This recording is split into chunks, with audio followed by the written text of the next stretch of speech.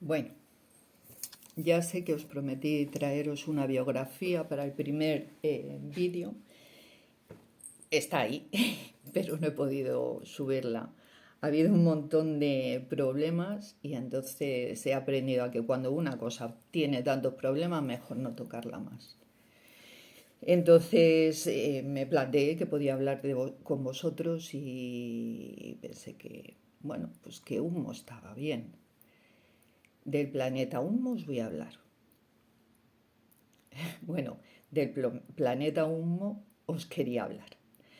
Entonces yo me dispuse a encontrar información y me metí a ver un documental. Y llega un momento en que desconectas cuando estás haciendo cosas y de repente escucho unas risas muy desagradables. Y conectas con el medio y dices, ¿eso qué es? El documental que estaba viendo había terminado y había pasado a otra cosa. Y entonces estaba viendo a un señor con su acompañante en él. Tiene un canal de YouTube y estaban descojonándose de la risa. Uy, creo que no se puede decir descojonarse. Bueno, espero que nadie se dé cuenta. Se estaban partiendo de la risa sobre unas informaciones de Humo que estaba dando otro youtuber, que curiosamente este youtuber como que le saca 1,5 millones de seguidores más. A lo mejor es que pica la competencia, no sé. El caso es que se estaba riendo de él y a mí eso me ofendió bastante, porque todos tenemos pasado, ¿verdad? Ya no nos acordamos de las fotos que pusiste. Unas fotos que a simple vista eran un dibujito. Tú que estabas acompañado en un equipo de imagen y de sonido, no fueron capaces de ver que aquello era un fraude que se veía a simple vista. Y ya nos hemos olvidado, pero aquí estoy yo para recordarlo, porque tú o tus seguidores probablemente fueran demasiado pequeños en esa época y no sepan, porque curiosamente esa fotografía, mira que me he molestado en buscarla por internet, no la he encontrado. Puede ser que esté y yo sea una torpe, también. Cada uno sabe sus limitaciones. Pero fácil de encontrar no es. Ojalá la encontrara, porque la iba a colgar.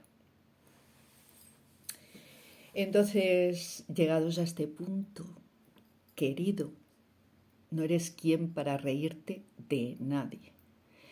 Yo, cuando te seguía, a mí me decepcionó algo muchísimo de ti. Y eso fue posterior, porque fíjate, aun viendo la fotografía y aun viendo qué tal, yo te creí, pensé que bueno, que es verdad, que te habían engañado, que resulta que un día te estoy escuchando y haces un programa, que eso sí te lo tengo que agradecer, porque yo hasta ese momento no había escuchado hablar sobre los reptilianos.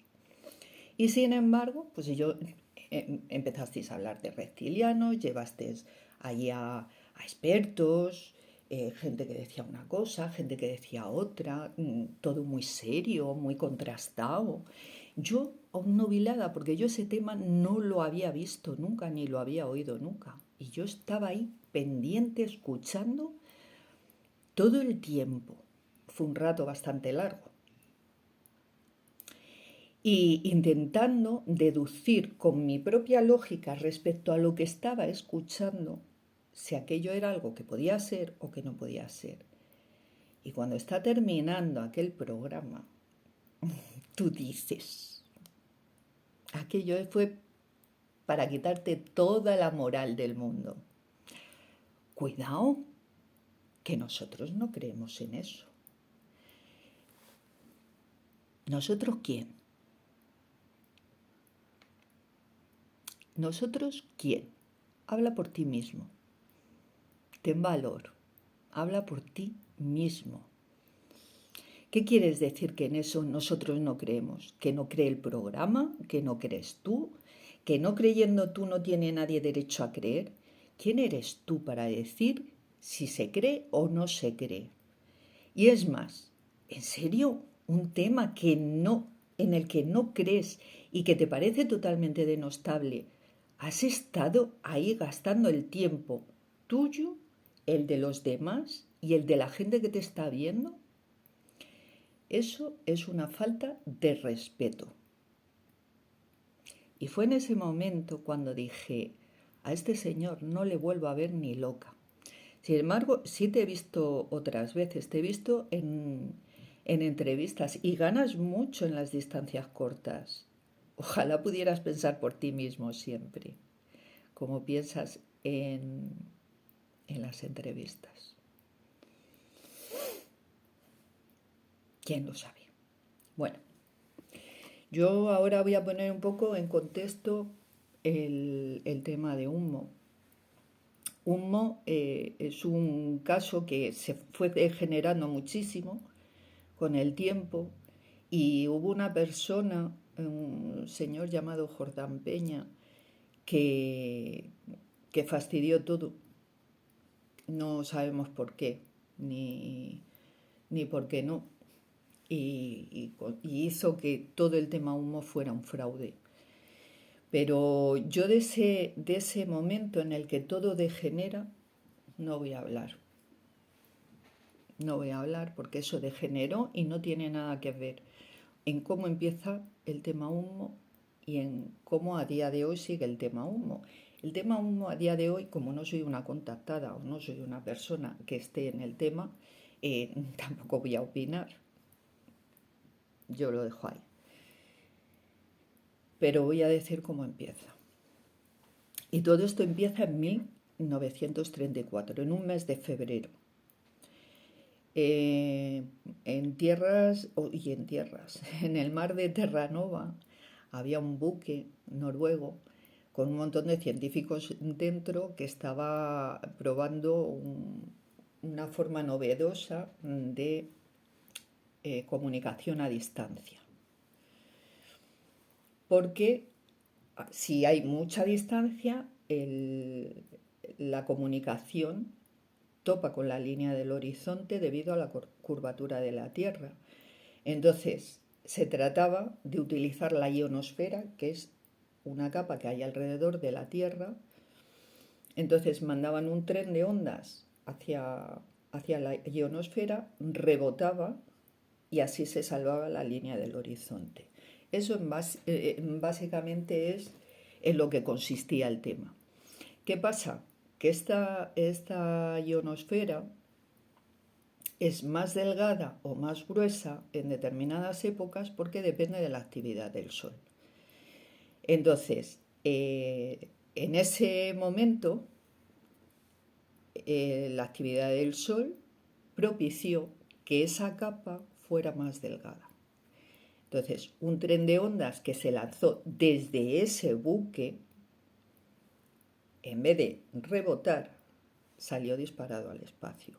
Y ese tren de ondas con información llega a una estrella que se llama Wolf 424, creo. Entonces, pues llega a esa estrella y de esa estrella es captada por un planeta, el planeta Humo, al que nosotros llamamos Humo, ellos llaman de otra manera. Si existe, no lo sé. Tiene su lógica, todo lo que estoy contando lo estoy cogiendo de las cosas que tienen lógica, porque es algo demostrable que en esa época el buque noruego existiera, en esa fecha estaba haciendo lo que estaba haciendo y coincide con lo que después dicen los humitas. Que se lo crea quien quiera. Yo ahí lo dejo. Entonces, este tren de ondas llega allí, a ese planeta donde hay vida inteligente, ellos cogen esa información y no la pueden decodificar porque ellos no entienden el Morse. Entonces dicen, aunque no entiendan el Morse, dicen, bueno, pues esto no entendemos, pero aquí hay vida inteligente, aquí hay gente que está intentando comunicarse. Entonces siguen el rastro de la comunicación y llegan a la Tierra. Entonces, esto fue en 1934, lo que tardara en llegar, que me parece que fueron 14 años lo que tardó en llegar el tren de ondas, que intentaran decodificar no sé qué, no sé cuánto, ellos se ponen en marcha. El caso es que en 1950, exactamente,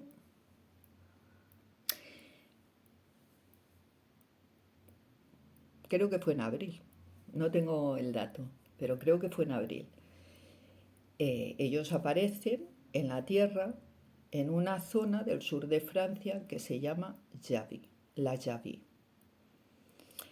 Y allí, pues, se infiltran entre la población común y empiezan a pasar cosas. Básicamente, esto que he contado es lo que sí se sabe y lo que sí está comprobado, que ellos han dicho, llegamos así. Y esto surge a partir de que ellos contactan con determinadas personas y les dicen, nosotros supimos de vosotros por esto. Te vas a 1934 y se empieza a contrastar que efectivamente ese buque existió, que en ese buque se hicieron determinadas prácticas y en lo que consistían ese tipo de comunicaciones, que no sé si a día de hoy se utilizan, pero bueno, ahí queda. Yo para estas cosas de la tecnología soy un zote. Tengo que enterarme. Así es que nada, para que no hables luego de que el tema humo es un fraude. Fraude fue Jordán Peña. Y fraude, bueno, ¿cómo llamaremos lo que hiciste con la fotografía de los 3 fantasmas de las 3 niñas? Vuestra contadora de cosas y de casos. Hasta la próxima.